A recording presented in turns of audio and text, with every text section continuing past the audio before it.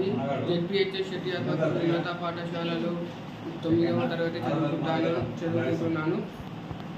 ముందుగా నేను పొలంలో మందు పెట్టేటప్పుడు అందరూ ఆడవాళ్ళు కూలీలు కానీ ఇక వంగి పెట్టాల్సి వచ్చేది. అందుకోసం నేను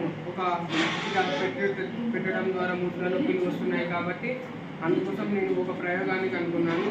మనం ఒక కట్టెను తీసుకొని దాని చివరి భాగంలో బాటిల్ కట్టి మనం ఆ చెట్టు దగ్గర వెళ్ళి పెట్టితే అందులో ఉన్న మందు ఆ చెట్టు దగ్గర పడుతుంది. అప్పుడు మళ్ళీ మనం పైకి లేచినప్పుడు అది కింద మూత మూసుకుంటుంది. మనం అలా ప్రతి చెట్టుకు